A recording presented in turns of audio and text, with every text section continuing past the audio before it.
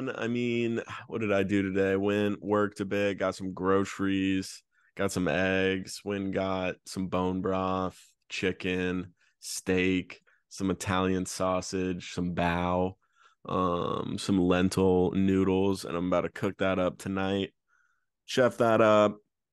I'm glad we're getting a podcast in though. Haven't done one in a while, so I'm excited to get into some shit with you, man. Yeah, equally. Likewise, man. It's been a long time coming. I feel like we have a lot to talk about with what we want to do in the future, along with just everything that's going on with the world. I mean, Yeah. it's kind of popping off. I mean, it's wild. Yeah, it is, man. Let's talk a little bit about our proposed adventure that we may go on here soon and the steps that we need to move forward with that. So why don't you explain to the people? I mean, I wouldn't even know what to call. Is there a name for the trail that we would be traveling on? Why don't you go ahead and explain that So, to the like the listeners? final, we will be overlanding, Right. essentially, overland camping.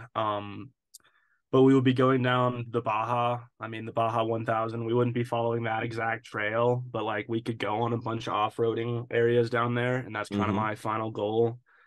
To cook and camp along the water and go through a bunch of cool areas along Baja California. I mean, we would definitely want to do some test runs and learn the lay of the land and how we would interact together with just camping in general, but Right. it would be unbelievably fun. I mean, there's so much to explore even in the United States alone before we even make it to Mexico. So that's why Yeah. I keep saying like Mexico could be a few years off, only because there's so much to do before that, and like even building up our rigs. Like I feel like even we could go this summer without Right. anything and just go car camp somewhere and have fun. Yeah, I was thinking about that. And I was thinking a little bit about kind of your background with camping and off-roading. And I was thinking it'd be interesting to explain to the people kind of how you fell in love with it. I mean, obviously you grew up really close to a major off-roading destination, so I'm sure that had a role to play in it. But why do you think you gravitated so much towards the overlanding scene, and what makes you kind of passionate about that? Oh, I mean, there's kind of a combination of a few different factors, obviously. One, I just really like cars. I've always been into cars in that capacity. Especially off-roading, like you said. I grew up next to the Rubicon, so we always had some sort of vehicle to go and explore in, and it was really fun to learn how to drive on off-roading vehicles. And I mean, I learned how to drive when I was 14 in an old ass Jeep, and it Oh was yeah, really I know the fun. Jeep well, man. Yeah, and it was fun to learn how to do that and go around town. And I mean, the only other factor I could say to it is like there's a certain capacity I have being type 1 diabetic that I can't go on like multi-day long backpacking trips because I just wouldn't be able to sustain what I need. I mean, I need to keep insulin cool, and I suppose you can do dry ice in small packages, but even then it's like you're burning so many calories, you need to pack a lot to eat. And that would be difficult to manage. But Yeah. that's why I gravitate to car camping, because you can bring the supplies and everything that you would need along with it to ultimately, I don't know, have what you need. I mean, it's then you get to see more. I mean, it's cool to go backpacking in the remote wilderness, but it's uh it's kind of hard on the soul. Yeah, so the thing that I like about the overlanding thing, the concept of it is, you're able to cover so much more ground. And then you're still able to go on day trips, but you kind of have more of a determined home base, and are capable of bringing more supplies in to make the entire experience a little bit more seamless, and maybe allow more time for appreciation of the place that you're in. So it's definitely an interesting way to go camping. I don't think I've ever camped that way. I mean, of course, I've slept in my car. Of course, I've been camping, but I don't think I've ever really been car camping, particularly overlanding to a specific area. But so I know we mentioned what's Black Rock or Black what? Rock Desert. Yeah, the Yeah. Black Rock Desert. So that's an option. And then of course there's all the southwestern states that are full of areas where you can go do that. But what are some of the top areas on your list right now to hit? Okay, let's say before Baja, like what do you think would be a good couple of trips to do? I mean, there's really amazing trails that we can even go on through California. I mean, there's like the Death Valley Trail that is similar to that sort of style that goes through Las Vegas and Eastern California and Nevada, and it's just really cool area that has some off-roading and would be a lot of the same environment that we would have on the Baja. Besides, I mean, the beach, you don't have that when you're in the middle of the desert, but Yeah. I mean, we could go to a bunch of places, man. I mean, getting a national parks pass and then ultimately getting to go to any variety of place in the greater west of America would be unbelievable. I mean, Moab, Yosemite, or Yellowstone, or either Tetons going, I mean, even going up to the greater north. I mean, you're more of a fisherman than I, but I could definitely get into it. And Yeah. having a point for a lot of our point like thing to go is like, all right, let's go and fish and like go to certain areas and Mm-hmm. cook up what we catch or just catch and release and do all that Mm-hmm. stuff. Mm-hmm. The only thing I struggle with then, and you probably bring it up, is licensing, and that's something I've not had to deal with as much. Yeah, well that's not a big deal at all. That's just it's a money thing and you just, you pay for however many days you want to go and that's that for the most part. I mean, you have to be cognizant of the rules in terms of what you can and can't keep, but that's not really that big of a deal. But I think you No, and that's touched something you learn, and that's something in a book. I mean, that's not as right. big of a deal. Or Yeah, or you're just right. something online, but Yeah, I think you touched on an important point, saying, you know, have fishing be, I guess maybe not the goal, but kind of something that you surround the trip by. And I think that is an important part of having a successful journey and traveling experience is to have something to center it around, right? So if you were going to go, for example, I'm fascinated with Mexico. And if I was going to go there for a month, and let's say I'm going to go to Mexico City for that month, I'm going to want to have something that my trip is kind of based around.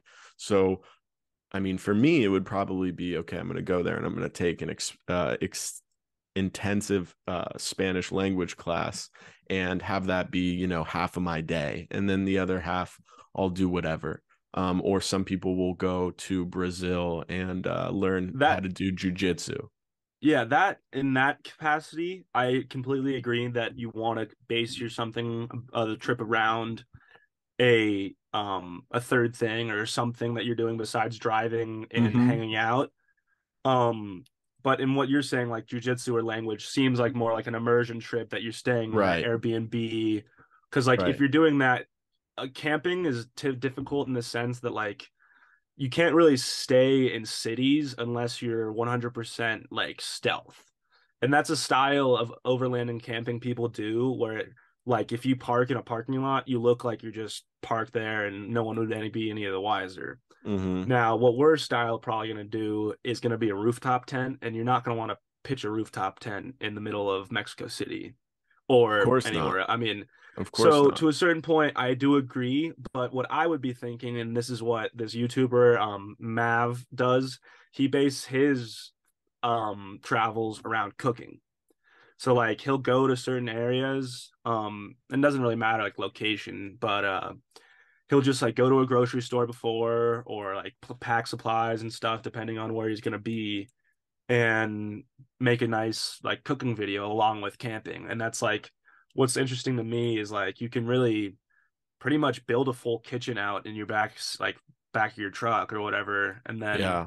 make nice food. I mean, you don't have to make MREs or beans every night. I mean, there's a lot Mm-hmm. more to be had than just Um, yeah, I mean, Yeah, the simple stuff. rudimentary food. So, when you say a full kitchen, what are you using as a burn?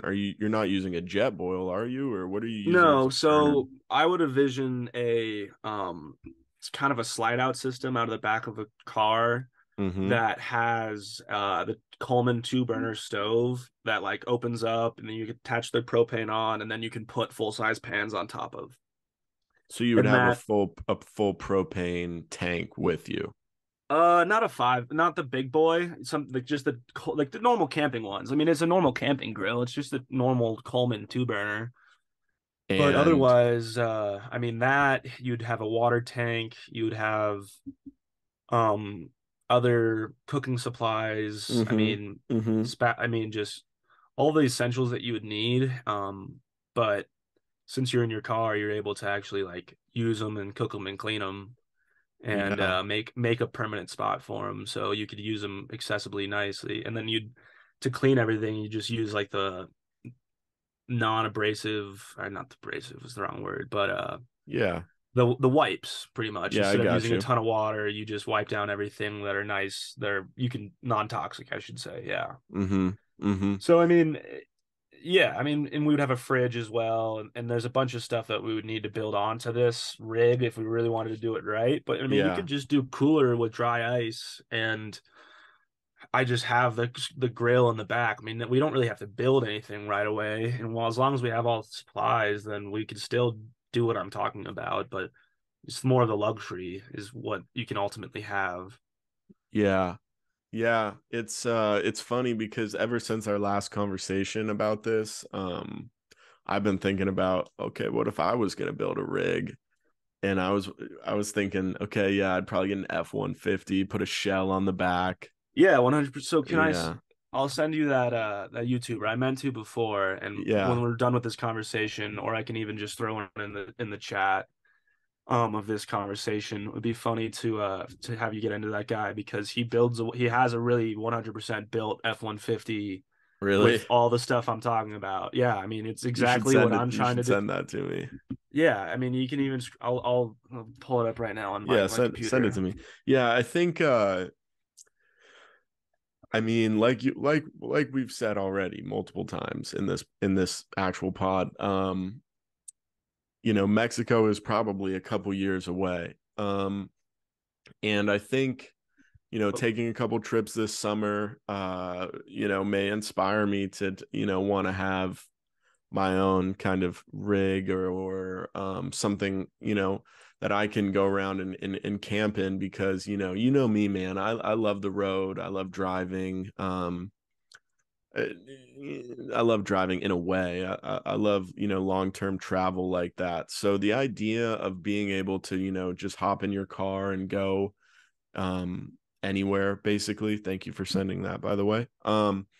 The ability to do that is, freeing and sounds enticing to me. And I would love to get into, that type of cooking. I love cast iron cooking and, even like getting a Dutch oven in there and making just tasty food. And I'm just thinking about Baja, like catching a fish or even, anywhere you are, like if you're able to catch a fish and get some of that or cook that up. It would obviously be, that would be fun. I'm just excited for what these adventures are going to be, man. I think we should really pencil something in soon that's not soon in time, but we should get something, on the books for this summer. um and figure out kind of where we're going to go and how that's going to look and how long do you think is a good amount of time for the first trip? Um, so the thing is, man, we could always pencil it in for as long as we want. I mean, we could be like not as long we could do a week, but like start off and be like, all right, this is good or whatever, or we need to go back. I mean, that's what's kind of nice. If we just leave from one of our houses and go into the Great Basin or down the Eastern Sierras or into Greater California coast, I mean, there's so many places that we can access from our hub that are within a day's drive realistically that especially since you're driving in, what you sleep in, it doesn't really matter, especially when you're in BLM land or wherever. Like your F-150 idea is great because it is more stealth. Like you'd be sleeping in the back shell. You can put stuff on top. Like you can still have a rack. You can still have a water thing. Like all of the normal things that look like a normal top rack, but that would be more stealth because you could just hop in the back shell and then sleep. And it would be How like, yeah. and it's really, I mean, it's simple as that. Um, How does the camping work if you're on like BLM land? um, it's you can't, I mean, it's pretty much you find a place to go that's looks like it's been there before. And I'm not 100% on it, but last time I was in Utah and we were doing this, it was like you could be on BLM land for 2 weeks and then you have to move. So you can't make like permanent Yeah. spots, but I'm pretty sure if you're in BLM land, you can just sleep and there's nothing wrong with it. It's like it's federal land, like Bureau of Land Management, just Mm-hmm. to the people's land. It's just that's how it should be. And as long Yeah. as you're not like harming it, there's a lot of places you can go. I mean, we should start pulling up maps in certain areas and Yeah. routes and like if we really wanted to talk about it, certain areas to go that we want to see. And like you said, making it like a plan to have like if you had a rig and you finally did it, it's all right. You'd have like a top rack with your fishing poles, like some sort of if you had a surfboard or any interest in that. Mm-hmm. Mm-hmm. Um, your water supply or some sort of other deal. Solar probably would be a good deal. And there's a whole other deal that I'm not getting into if you really needed to get into like winter camping, which I don't know if you're going to. Mm-hmm. But the guy has a diesel generator. He has like a a giant battery bank that's acts like a generator. The Jackery one. I don't know. You've probably seen YouTube ads for it. Maybe not. No. But yeah, I mean because it's on my YouTube because that's what I follow. Of course, yeah. My algorithms like that. So I mean, there's a bunch of stuff to be had. I mean, and that's what's so crazy is there's so much support for this industry that like you could either have one be built and you're gonna have to drop like 40K on it, or I mean, realistically, a used F-150 with four-wheel drive is gonna be still expensive right now, just because that's how the used car market's gotten been fucked. But like Yeah. having one of the Mr. Christman's old ones with not too many miles, I know it's been a work truck, but it's the easiest way to get it. Yeah, just get something cheap that's like, not a piece of Well, shit. you'd want realistically, you'd want to get the extended bed because you'd want the most space in the back. Like Yeah. you'd want either want to do the half cab or the crew cab because you still want a back seat to like put supplies in there, like a locked Mm-hmm. part. Mm-hmm. Um, but yeah, I mean, I don't know. You're gonna watch a few of that guy's YouTube channels. He's kind of a goofy dude, but like he's just a good representation. He's northern Minnesota, so Minnesota, so he's a nice guy. Yeah, he's a nice. Um, Is Minnesota, is that Midwest? No. yeah, he's up Is it? north. Yeah, Up yeah, north, yeah. it's north. I've So never been I've never been up there, man. no, and that's an area that would be worth going. I mean, walleye fishing and all the rest. I mean, there's a bunch to be had. Yeah, I've never gone walleye fishing. That sounds pretty fun. Um, well, So is there how's anything? yeah. I got a couple things I want to get into. Take a sip of my water real quick though.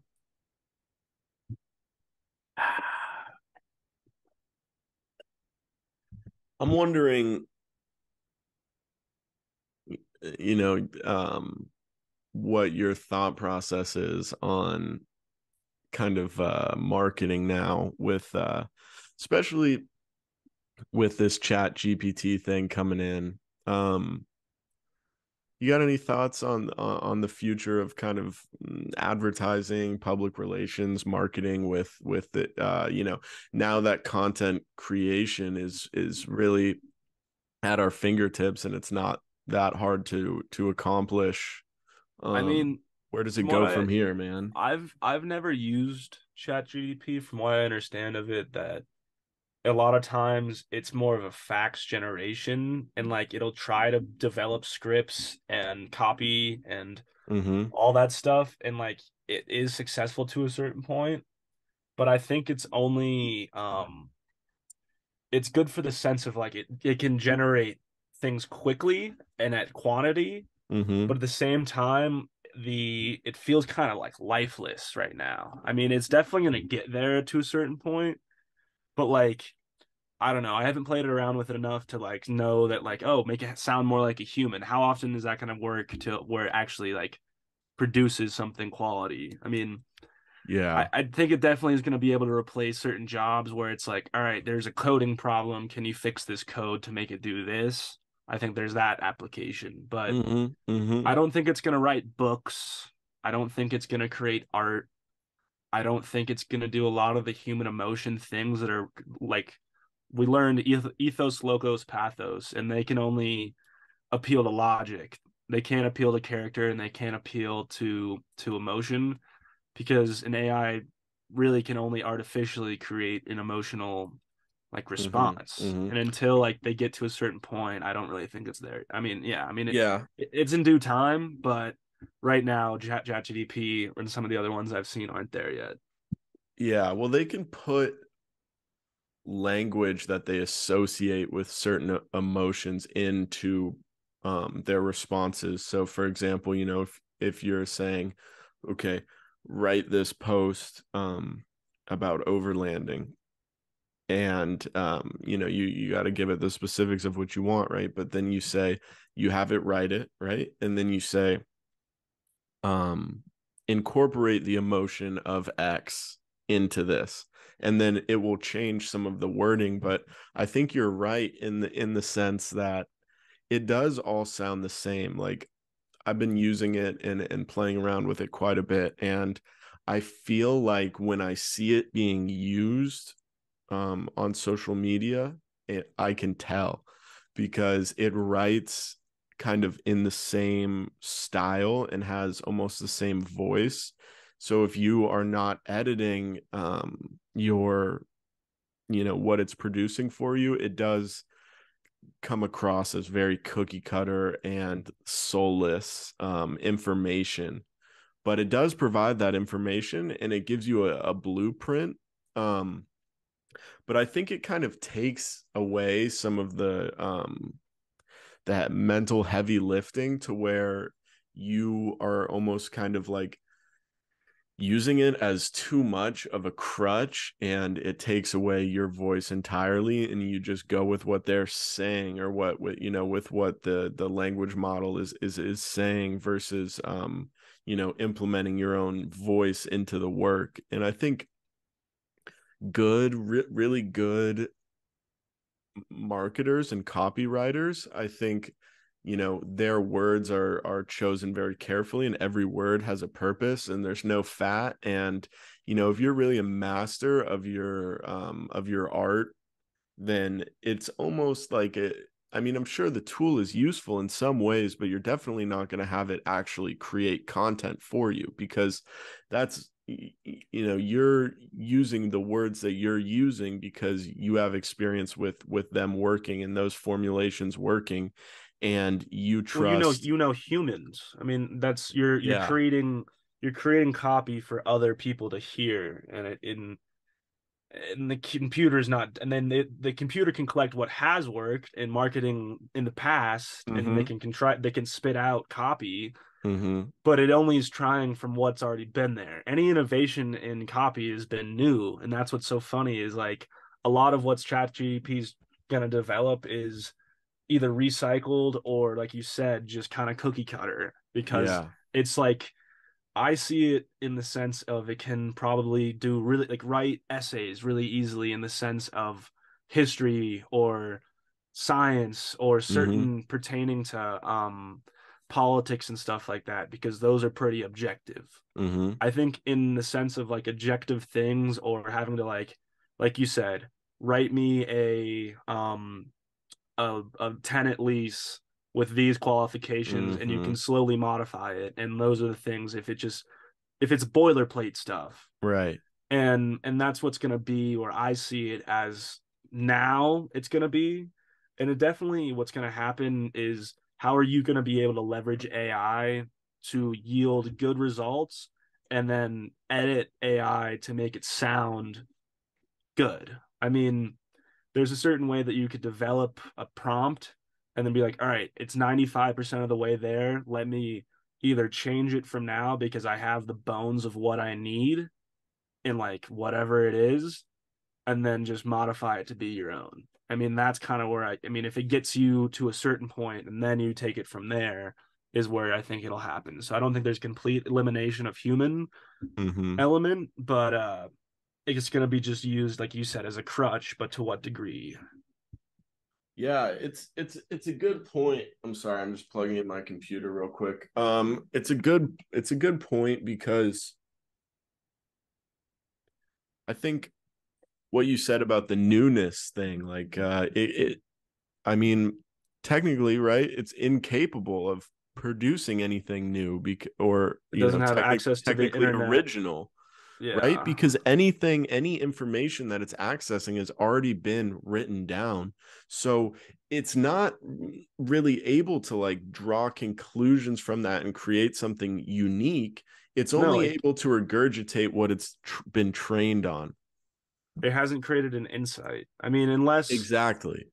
and like unless I can't unless I'm wrong on that and there's certain AIs that are getting becoming certain way. I've also just seen ones where it's like, oh, I want to be alive, like all this other stuff. Like to a certain point, like is that real or is that people like making photoshops? So I like, think it's just a poorly, I don't think it's a sentient AI at all. I think it's just uh, the parameters, the language parameters it has allows people to kind of coerce it into saying certain shit, and then they're like, oh yeah, like whatever, you're able to manipulate it into saying certain shit.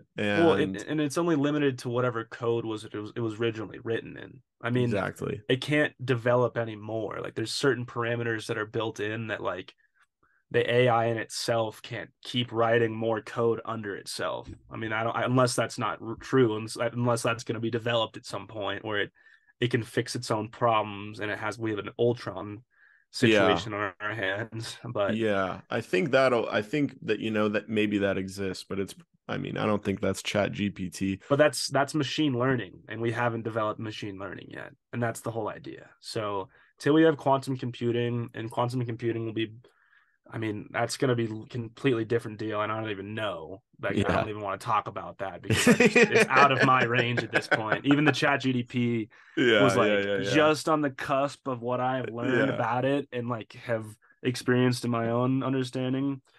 But I mean, man, we're all fucked. I mean, realistically, there's jobs being replaced and created every day, so there's always going to be an industry for it. But I mean, yeah, there's definitely going to be jobs eliminated because of it.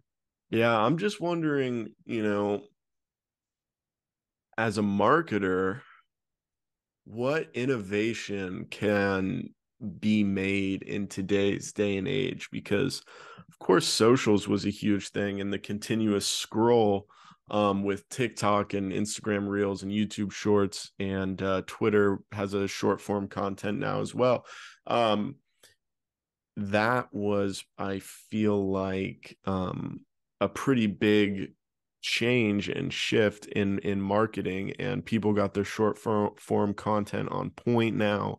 um that's a huge thing, going viral on short form has been profitable for a lot of people. um Are you talking about like advertising that while you're scrolling, something will pop up in between sponsored advertisement? No, I'm more so talking about like organic reach on social. So for example, an example that comes to mind for me is a freeze-dried candy company. And they launched on TikTok and just, did an organic campaign, and I think got that just goes to show the power of social media. I think you're right that companies can try to harvest that, but I think the consumer is too smart now that there ever is such um what would it be like guerrilla advertising, you can't now because everything has to be hashtag ad.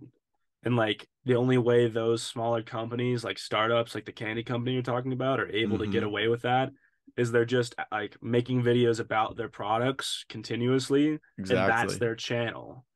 You exactly. can't, yeah, like unless I make a Coca-Cola like advertisement, or like you just have to make videos, and then that like it would have to be like an advertisement, but also not. I mean, that's kind of what's the you're teetering a line I find interesting. And there's definitely sponsored content on TikTok and Instagram and everything where Right. they work in a 30-second ad into a minute and 20-second video or whatever it would be. Like this video is sponsored by Clorox, and then they do some random shit, and then they're like, oh, look at the power of Clorox. I mean, that works.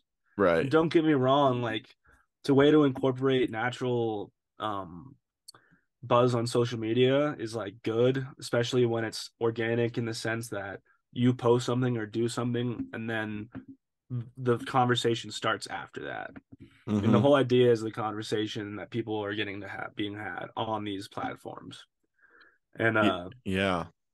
I mean, you're right in that there's a wide opportunity for it, but I mean, it's there's a lot to be had. I mean, Yeah. I think it's just interesting that I think you're right that consumers are getting too smart. I mean, I know when I see an advertisement on social media, I essentially disregard it immediately. Um, I might look at it a little bit because I'm interested in marketing and I want to see what their approach is, but in turn from a consumer standpoint, I'm like hardly ever going to buy something that's advertised to me. But there are accounts, organic accounts that sell things that I have bought before. So I think a lot of businesses are leaning more towards the organic side of things now because you can, it might take more work up front, but you can build up a following that's actually loyal and they actually want to buy a product.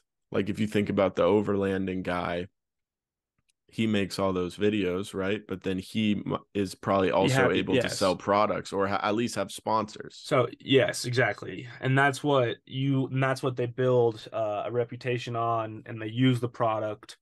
And if you're using the product in the advertisement or in the entire video, then I trust it way more. I mean, it just makes a lot more sense when you have YouTubers or content creators or whoever it would be that actually do something in that field or industry using the product and advocating for it.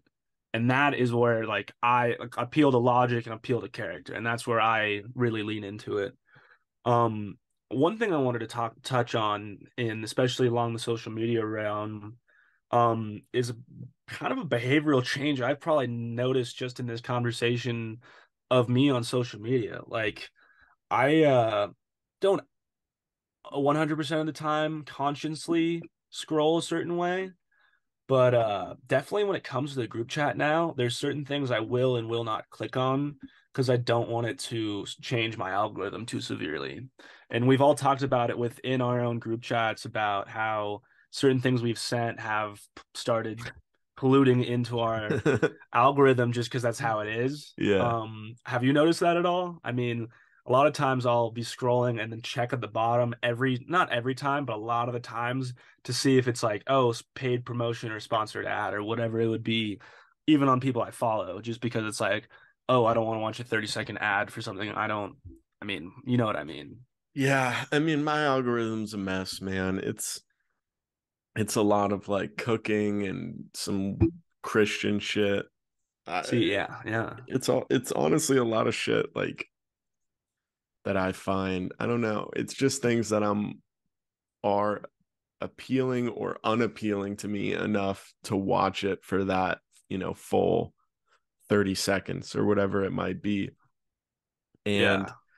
I think that I kind of have a chaotic view to my algorithm, but when I'm scrolling, I'm kind of like I feel like I'm kind of telling it like sometimes I'll scroll for like 15 seconds and not click on anything. I kind of feel like I'm telling it like, yo, you got to step your game up. Like none of this shit. I don't want to watch any of this shit. Like you gotta send me something new. Like I don't want to watch about Sally getting uh, baptized or about new Christian music anymore. I want to see some food videos or Have I you want ever gotten to the point that you've hit the little three buttons in the corner on Instagram and hit like the whole like I want to see less of this yeah deal? yeah Yeah, yeah yeah yeah 100%. I've had to. I mean, it's pretty funny how it can intercept and yeah, I think it's intercept your feed, and it's like I don't know. One of the one I've gotten caught up in, and this is just because like they end up in like lingerie to start, but it's chicks just get putting outfits on. Yeah, It's like yeah, get dressed with yeah, me. yeah. Yeah, and I'm like, I I've seen always that. click it because it's just a chick in a bra, and I'm like, oh, boobs, and then I'm like, oh, and then I just have to see her like putting on some ridiculous outfit, and then I always stay because it's like, ah, it's kind of a hard fit, and it's just like, it's poisoned my algorithm. It's so funny, and it's not even like a bad deal. Like if anyone saw all that on there, it'd be like, oh, the dude likes fashion, but it's just like goofy as shit stuff. Yeah, it's funny what videos you watch stick. Like, Yeah, dude, 100%. yeah, they've thrown a couple of those getting dressed videos at me, man. It's I can't complain too much about that though. They're kind of appealing, honestly. Yeah, They're that's aesthetically nice. appealing. Yeah, they're So aesthetically appealing. I mean, all those things are meant to be as appealing or as captivating as possible. it's And why it's like literally a drug. It's bad. yeah, it's an attention. What do you think about attention being the most valuable currency that we have as humans? Um, I think that has warrant, but a lot of times, um, people literally just like scroll or watch mindless shit because they want to be disassociated in a certain way, like with their everyday life. And I think that's healthy because everyone needs to have a good balance of that. But you're right. It's time is the number one thing that everyone Mm-hmm. has. So, I Mm-hmm. mean, if you have an abundance of it because you don't have to work a ton or whatever, take advantage of what you can have. But, yeah, I mean, elaborate more on your thought. I mean, you say time is the most valuable or what? Well, I'm just saying, you know, as the world progresses, right? I think, you know, people are living as much as we see negative things in the news. I mean, people are far better off today than they were 50 years ago, right? In terms of poverty and In, living, I think when and come, sorry to cut you off, but like equality as well. Sorry, like right, equally better for everyone else. right. So it's But continue. Sorry. things are getting better for people, and eventually we may live in a post scarcity world. I mean, we almost kind of do in the United States, but in a post scarcity world where you don't really have to, worry about your basic necessities, well, what's the currency going to be? What is going to be valuable? And I think what might be valuable is people's attention. Can you grab someone's attention for 5 seconds, 10 seconds, 10 minutes, 20 minutes? Can you keep somebody captivated for 10 years? Um, and Oh yeah, I yeah. think that attention To a of single thing. Yeah, yeah, well yeah. to whatever you want to put forward, right? So it's almost like there's a war going on for your mind. It's a lyric from a song, from a Flowbot song. You know the song "I Can Ride My Bike with No Handlebars." Yeah, There I that do. the band that wrote that song is called the Flowbots, and there's a song that they have called "There's a War Going On for Your Mind."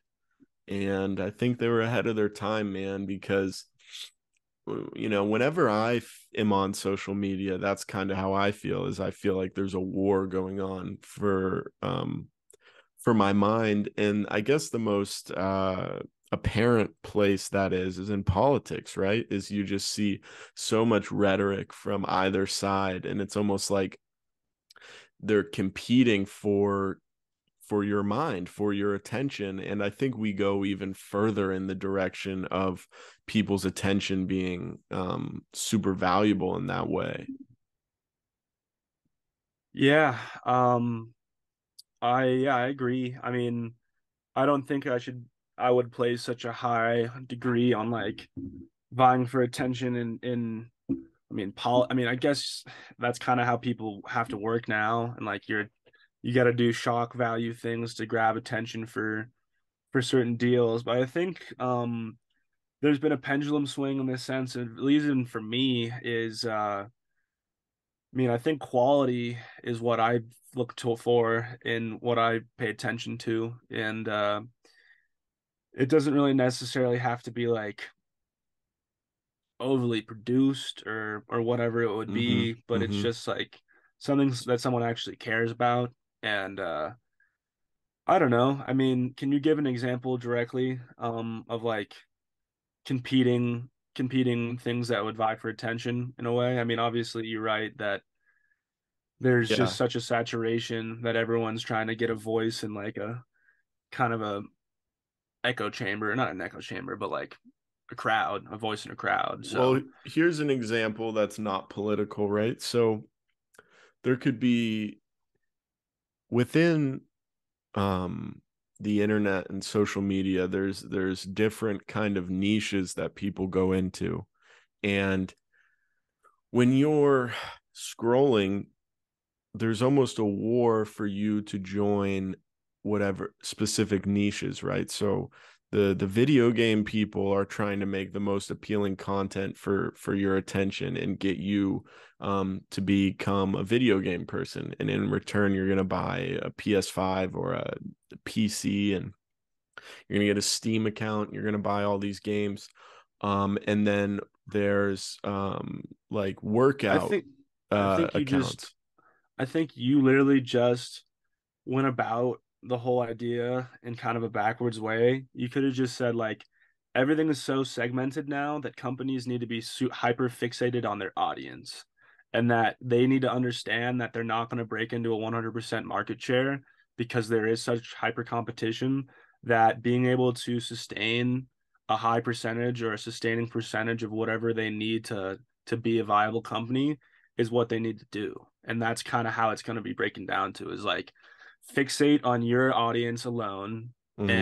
and try to break into new audiences when possible and try to within your own population try to grow a larger foothold in that area. I mean, Mm-hmm. you're right. And that's kind Mm-hmm. of how it is like you play to your base and then Right. you try to grow from there. And it's like how do you grow an audience? You need to figure out who you want to play for, and or you play and then figure out who likes you. I mean, that's just kind of how it Mm. goes. And Mm. Yeah. it's like we're making this game, like you said, a video game. Steam or developers just be like, "Oh, we're trying to make a game for everyone." Like that's impossible. I mean, even politics is like that. You can't have a policy that appeals to everyone because there isn't one because everyone has what their own wants and needs everything is. I mean, it's Yeah. like I agree with you, but it's just to try to simplify it in that way. I mean, it's just kind of what it comes down to. I mean, Yeah. Yeah. it's like everyone has their own interests, and I like there's a lot of quality content out there that is definitely worth me watching.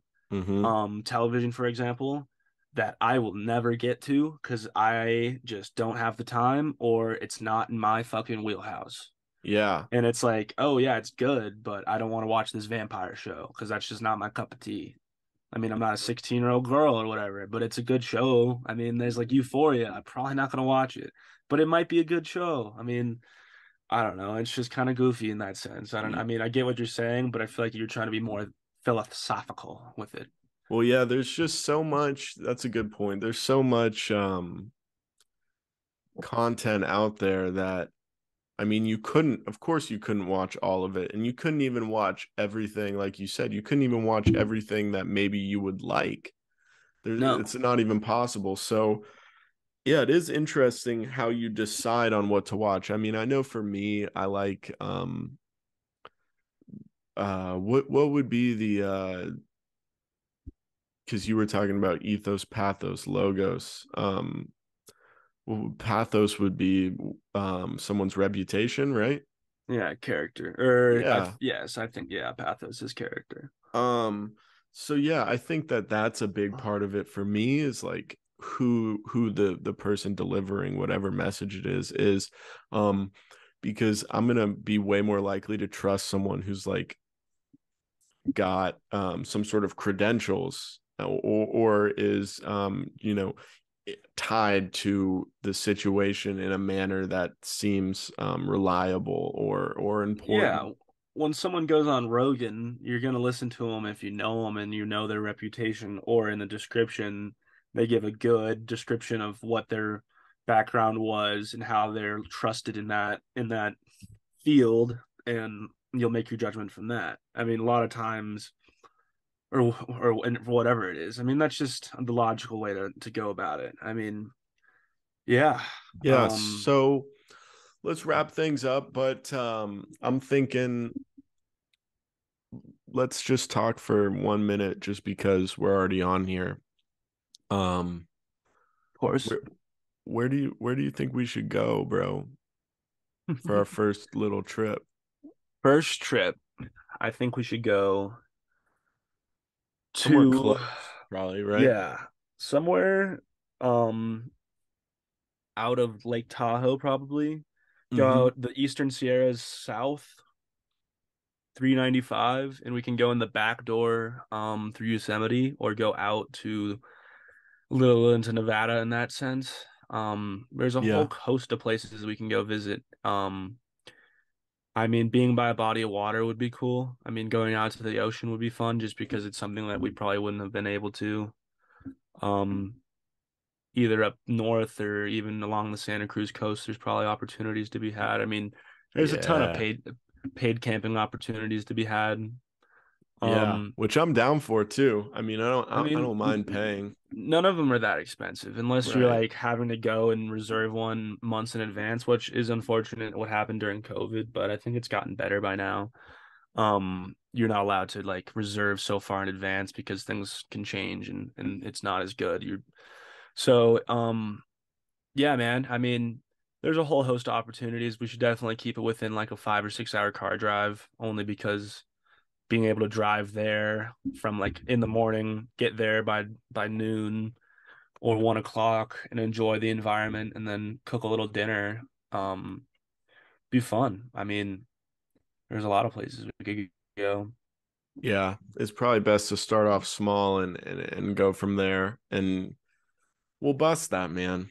We'll bust that. I'm looking forward to it, bro. I'm No, glad we're gonna, get started with doing some of these things. and there's an opportunity too to this summer probably borrow my brother's FJ. That land or the FJ Cruiser with the rooftop and everything. Or at some point I might just get a rooftop and try to start this up and do it right. And use my car to do it because man, I love my car. So I'm excited to get that going with you, man, and we can try to figure that out soon.